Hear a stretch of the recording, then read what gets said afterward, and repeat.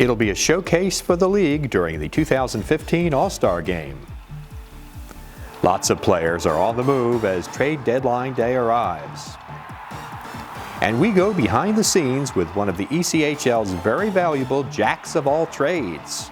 All right now on ECHL Week.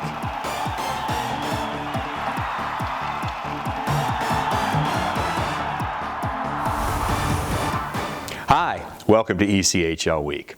Although it's still 10 months away, the excitement is building for what is sure to be one of the ECHL's most notable and well-publicized events. The Orlando Solar Bears will be hosting the ECHL's 21st All-Star Game on January 21st, 2015, in front of what is expected to be the largest crowd ever for the league's mid-season collection of top-flight talent. We recently caught up with Solar Bears CEO Jason Siegel, and he briefed us as to how the preparations are faring for the occasion, which will give the ECHL even more exposure in Central Florida and beyond. It's a community event, and when we first came to town in the summer of 2011, it was really important to not just the franchise, but certainly the community, the mayor, and our fan base to be able to, within the first couple of years, be able to announce that we'd have the All-Star Game coming, and it'll be a celebration of Orlando and all the great, there's 57 million visitors that come to Orlando, and this is our small way of being part of the entire mix, which is great for everybody. A lot of our staff have had these types of opportunities to participate and help put the event together. Plus, we have a tremendous amount of help. Visit Orlando, local government. So many of our partners have already stepped up, and they're going to play a large role in the event. All of them excited to welcome the ECHL to Orlando. Closer to the present, Siegel also talked about the Eastern Conference playoff race and the likelihood that the Solar Bears will earn their first ever ECHL playoff berth next month. We don't get too far ahead of ourselves. I mean, honestly, it really is game by game for us, for our staff. It's a tight race. It's an exciting race. That's great for the fans. Every game means something. All the points with so many teams, within a couple of points of each other, just makes for exciting hockey. The intensity level, but having been through so many great playoff series, we're excited for hopefully the possibility for our team to have the fortune to make the playoffs and for our fans to see playoff hockey, because there's nothing like it. There's the intensity level is tenfold, and it's an exciting time of year. So we'll take it day by day and see what happens when April rolls around. A returning coach, outdoor ticket sales, and a new beer are on the docket as we take a trip around the league. Greenville head coach Dean Stork's contract has been extended through the 2014-15 season. The Warriors have always given me all the resources needed to make Greenville a winning and very competitive team, he said. Stork has been the Road Warriors head coach since the team's debut in 2010. Since then, he has compiled a 156, 96, and 23 record while reaching the Kelly Cup playoffs each season. The Road Warriors won the South Division title in 2010-11 and also had the Eastern Conference's best record that season. Stork is the third longest tenured head coach in the ECHL. To no one's surprise, tickets for the first two outdoor games in ECHL history are selling fast. Some 10,000 seats have already been purchased for the games to be played at Toledo's Fifth Third Field as part of Walleye Winterfest. The game on Saturday, December 27th, will feature Toledo against Kalamazoo. A week later, on January 3rd, 2015, the Walleye will host Fort Wayne. These two games are part of a 10-day community-wide celebration. The outdoor rink will host an alumni game between Toledo and Fort Wayne, a college game between Bowling Green and Robert Morris Universities, and more than 100 youth, high school, and adult games, as well as several community open skates. It took Colorado 12 attempts, but the Eagles finally managed to win a game in Alaska. When Colorado blanked the Aces 2-0 on March 13th, it marked the first time the Eagles were victorious at Sullivan Arena in 12 tries. Forward Kyle Ostro gave the Eagles the lead midway through the second period. In the dying seconds, Jesse Mikan scored into the empty net to wrap up the game. In his fifth ECHL contest, Dustin Butler stopped 40 Alaska shots to earn his first pro shutout. Colorado had been 0-9-1-1 in its first 11 tries in Anchorage. This is Colorado's third season in the ECHL. When the Kalamazoo Wings hosted the Orlando Solar Bears on Monday, it wasn't just two of the top teams in the East facing off. It was the 33rd annual world-famous St. Patrick's Day Green Ice game, during which the Kalamazoo Bagpipe Band also performed. The Wings' special St. Patrick's Day jerseys were auctioned off after the game, which Kalamazoo won 4-1. The Stockton Thunder has announced its own team-branded beer in conjunction with distributor DBI Beverage Incorporated and brewer Miller Coors. Rough and Ready Irish Red is now available to those 21 and over in the Stockton Arena. There are plans to extend availability to establishments within the Central Valley. Team President Brian Sandy said, "Hopefully, it's the first of many Stockton Thunder beverages to come." A look at some significant trade deadline deals, plus a real battle between two Western Conference foes. That's next on ECHL Week.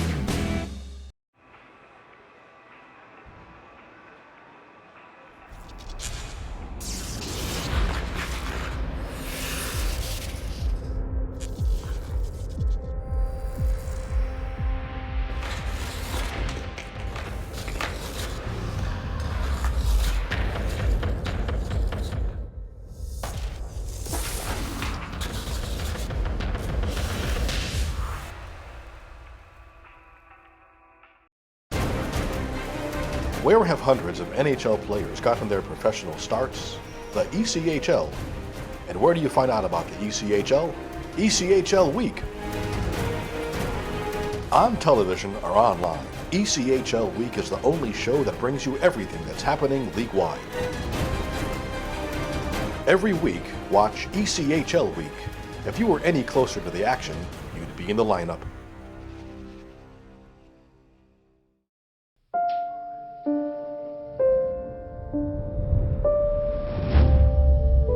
What if a disaster strikes without warning? What if life as you know it has completely turned on its head? What if everything familiar becomes anything but? Before a disaster turns your family's world upside down, it's up to you to be ready. Get a kit, make a plan, be informed today. Learn how at ready.gov.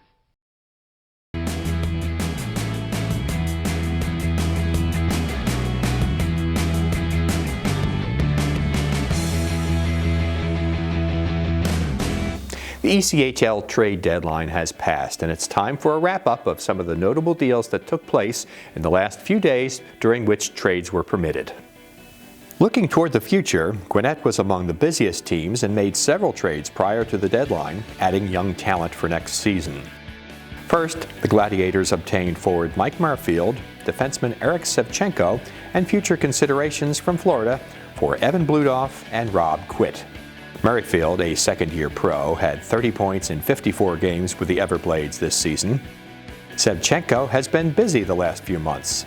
The Latvian started the season in Norway, where he played 20 games. Then was off to San Francisco for 9 games, prior to his signing with Florida, where he played 9 more games. Heading to the Everblades are Bludoff, who had 17 goals and 12 assists in 55 games with the Gladiators this season, and the well-traveled Quitt, who had 23 points in 33 games with Gwinnett this year. Florida will be the 7th ECHL team for Quitt, who started this season in Fort Wayne. Quitt is now one of 5 active skaters who have seen action for at least 7 ECHL clubs. The Gladiators also picked up forward Mike Seidel from Evansville to complete a previous deal which had sent defenseman Antoine Corbin to the Icemen. Seidel had 28 points in 57 games with Evansville this season. Gwinnett's other move was to acquire Matt Ridley from Orlando for cash. The third-year defenseman did not register a point in 2 games for Orlando, but did have 19 points in 48 games with 2 Southern Professional Hockey League teams this season. Florida made another deal, acquiring forward Cameron Burt from Ontario in exchange for defenseman Olivier Malka and futures. Malka joined the Everblades partway through last season. This year, he had 19 points in 49 games with a +19 plus-minus rating with Florida.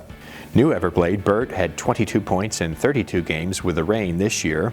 Ontario had been his only ECHL team since he turned pro in 2012. The South Carolina Stingrays have received forward Luke Oakley from the Evansville Icemen in exchange for defenseman Zach Curry. Oakley, a second-year pro, is joining his third team this year. He started the season in Bakersfield and has 7 points in 26 games. Curry, a rookie, skated in 36 games with the Stingrays, earning 2 goals and 4 assists, and was a +4. Stockton sent rookie forward J.P. Burkemper to the Toledo Walleye for cash. An abundance of forwards on the Thunder roster led to the deal. Burkemper played in 30 games for the Thunder, scoring 5 goals and adding 3 assists. And forward Aaron Clark did lots of moving without going too far. First, the 31-year-old was dealt from Toledo to Orlando for future considerations. Then the Solar Bears shipped Clark to Fort Wayne to complete the Mickey Lang trade from December. Clark started this season in Kalamazoo. He had a total of 17 goals and 28 points in 51 games at the time of the trade. Utah and Stockton are close in the standings, and it's possible they could meet in the first round of the playoffs. Judging by this game, that would be quite a matchup, especially after you see this year's penalty minute leader in a scrap with last year's penalty king. Let's pick up the play in the second period. Here are Caleb Lamb and Brandon Kisker describing the action on the Thunder Broadcasting Network. Sevens dueling there. Grizzlies get away with it though. The other way they come. Paquette has Mangan going to the front of the net. Whips a shot. He scores. Danik Paquette to the top corner over the blocker of Foster. And he picks his spot. Brace hustles back to the point. Keeps it alive for Trevino. Down low to Hayes. Back to Brace. Couldn't pull the trigger. Now he doesn't. Scores from a very tight angle. And that is a tie game 1-1. With 13:55 to go in this second period. Cross-ice pass to Paquette over to the far side. Andrew O'Brien gets into the zone. Mike Keenan takes a big hit, but he did apply the touch, and now Keenan goes after O'Brien. Here it comes. And now we've got everyone scrapping. Paquette does drop the gloves with Hunt. They're tied up over at the far side circle in the offensive zone. Small left hand. Oh, but Paquette comes back with 2 huge lefts to the side of the head. Hunt gets his arm free, though. Paquette wants to knock his helmet off because it's on sideways and blinding part of his vision. Hunt still trying to get that arm free. Gives one shot there. Paquette gets one back at him. Neither of those guys can really get untied, though, and get these shots going. Elbow guard goes flying out. Oh, Paquette comes in tough with a couple ones there, but Hunt working the body, couple uppercuts, trying to get that left hand free now again. A big hit to the back of the helmet. He has him tied up. Finally, the officials come in. Paquette a couple of rights there, and then Hunt. Oh, he's still going after him. They gotta let these guys go. The officials came over. Paquette thought the fight was going to stop. Oh, a huge left uppercut there on Hunt. They're still going at it. Couple big lefts. Hunt jabbing away as well. Now they're over by the Utah bench, and they're just throwing haymakers at each other. Finally, the linesmen say enough is enough. 15 seconds to go in the penalty to Derek Martin. James Henry crosses the blue line over far side. Trigger ripped. He scores. Ryan Hayes. He doesn't need much of an opportunity, and he finds the back of the net. Glove side on Bobkov. Scarcella swings it over for Valerani, who steps on in place of Bobkov, who's on the bench. 6-on-5 until the Thunder can get a touch. Here's Martin. To Bo, left wing circle, backdoor pass, they score. There was the touch-in from Vinny Scarcella, the man who drew that penalty. Thunder 6 in the West, Grizzlies 4th in the West, ahead of the Thunder by 6 points. But remember, it is winning percentage that decides the ultimate standings. Thunder control off the draw. Here's Keenan, scores! Mike Keenan, a blast from the straightaway slot, and it only takes 8 seconds of power play time.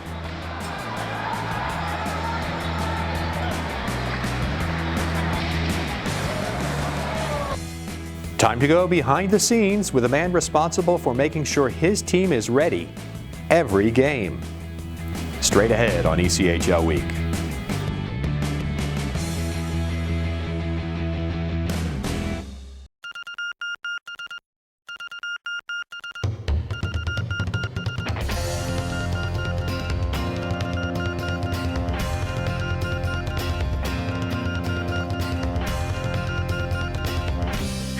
I say, hey, hey, it's just an ordinary day, and it's all your state of mind. 'Cause I've got a smile on my face, and I've got 4 walls around me.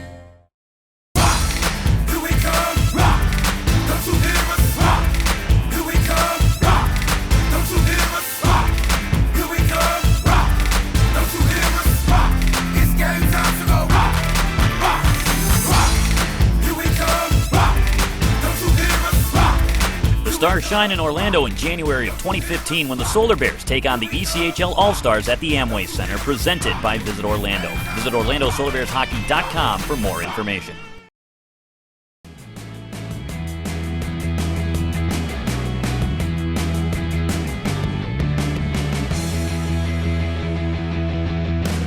Hi, this is Marshall Everson of the Gwinnett Gladiators, and you're watching ECHL Week.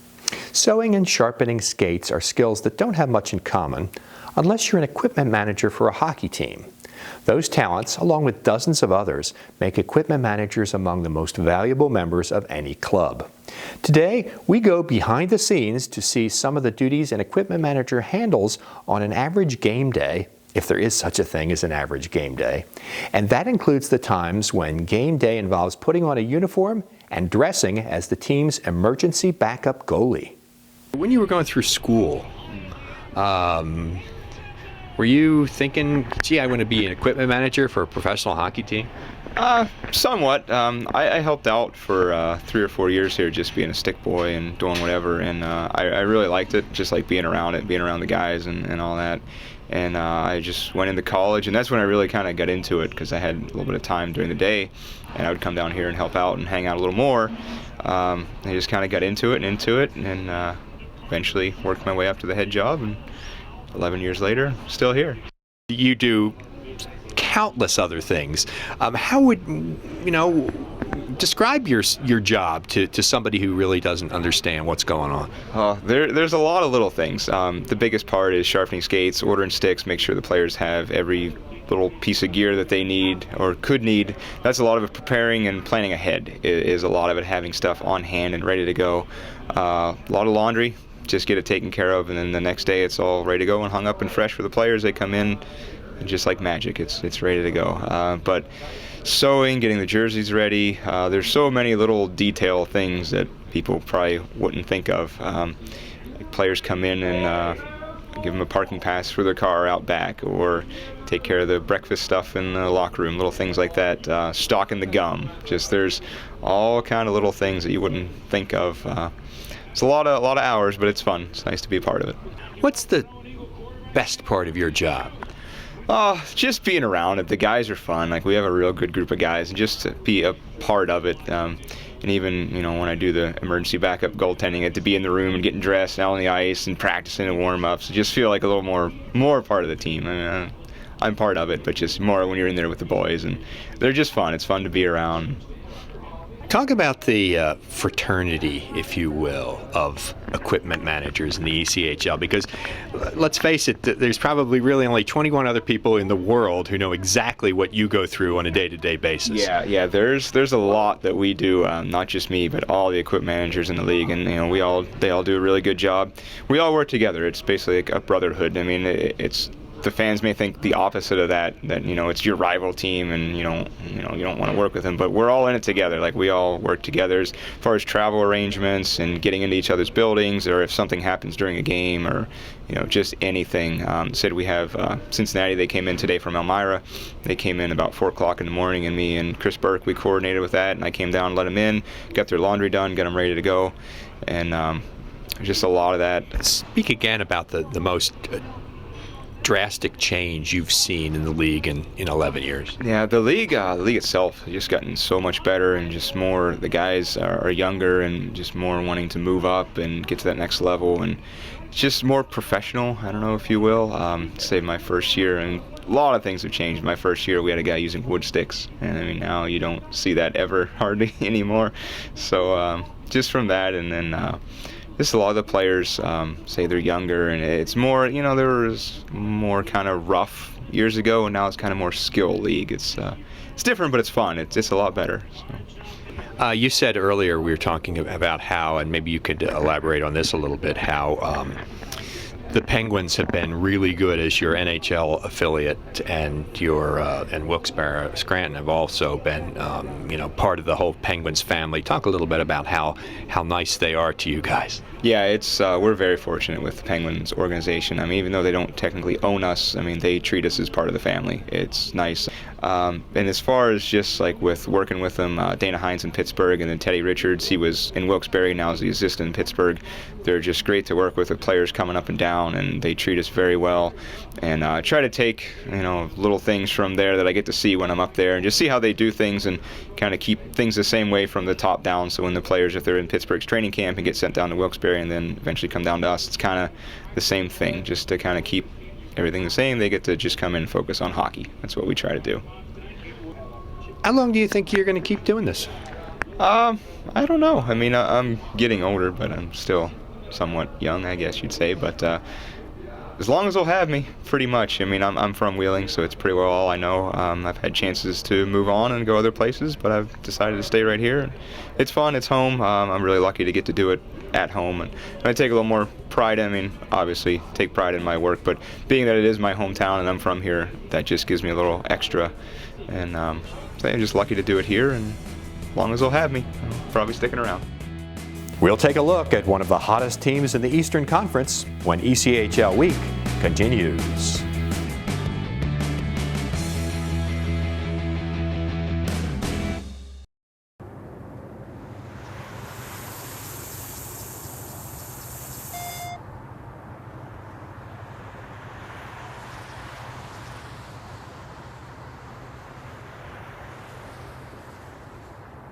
Are you paying too much with your current payroll company? Are you concerned about how Obamacare could affect your business? If you're interested in a better, more cost-effective solution, Einstein HR is the answer. No more stressing out about Obamacare and the new regulations. No more worrying about being in compliance. No more overpriced payroll services.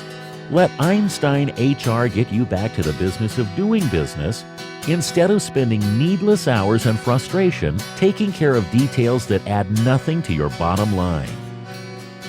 We provide a first-class payroll and HR services with superior customer service. Call Einstein HR today.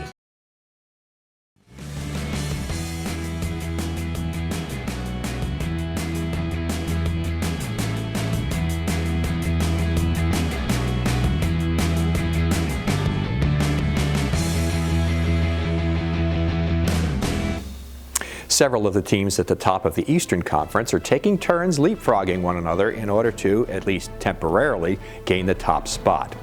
Our Eastern featured game today has Kalamazoo taking its turn to try and gain first in the East, this time against a Toledo team with a lot of new faces. Here to describe the play is Mike Baduno on the K-Wings Radio Network.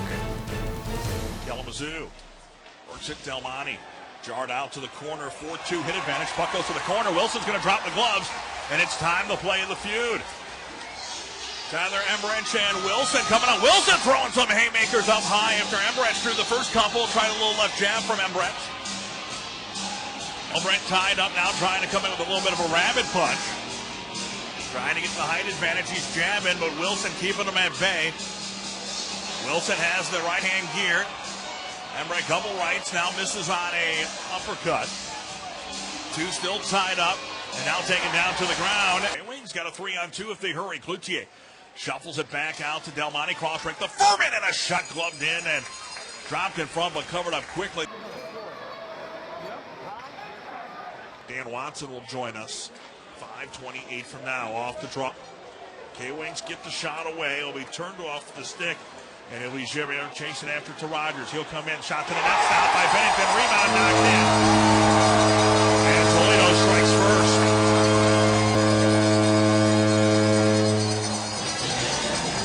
Kyle Rogers took the initial shot.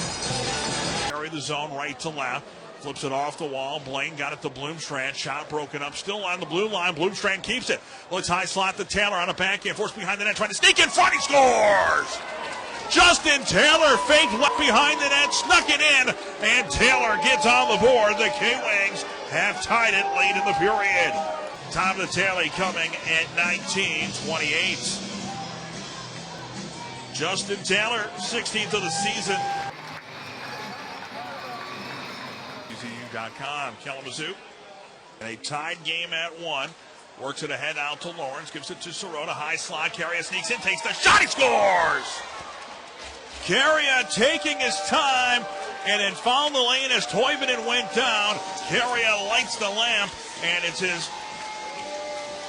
for Carrier his 21st of the season.